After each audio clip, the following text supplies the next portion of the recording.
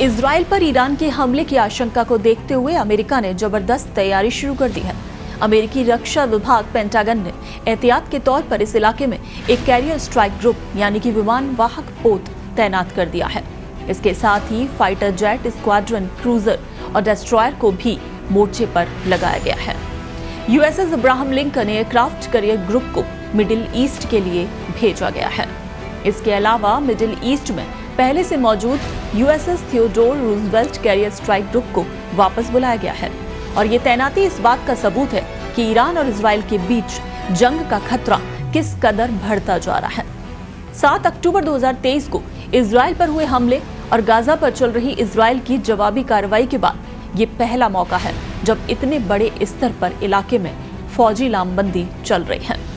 Pentagon ने जहां शुरू में इस इलाके में हमास, हूती और हिजबुल्लाह सरीके संगठनों को जवाब देने और उन्हें काबू में रखने के लिए 2 कैरियर स्ट्राइक ग्रुप तैनात किए थे, लेकिन अब इसके अलावा भी तैनाती चल रही है।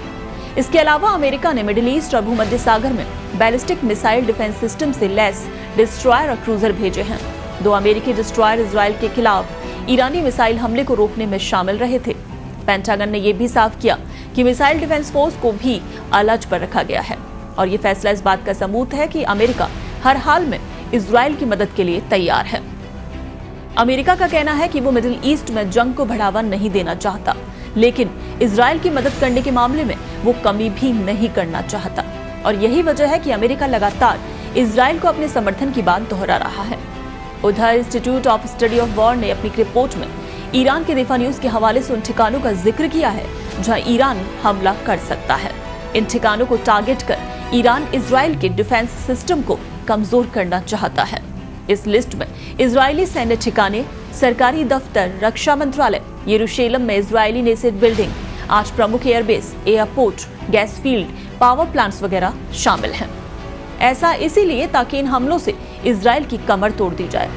इस लिस्ट को जारी करने के पीछे एक तरह का साइकोलॉजिकल गेम यानी कि मानसिक व्यू रचना भी है। जानकारों की माने तो ईरान ये चाहता है कि इतने ठिकानों को सुरक्षित करने के सिलसिले में इजराइल हवाई और मिसाइल हमलों से बचने के सुरक्षा घेरे को बड़े इलाके में फैलाने की कोशिश कर सके, जिसका वो फायदा उठा सके और उस पर चौतरफा हमले कर दे। ये समझा जाता है कि इस बार यदि ईरान ने हमला किया तो इस हमले में इस्तेमाल किए जाने वाले मिसाइल और ड्रोन पहले के मुकाबले कहीं ज्यादा ताकतवर होंगे।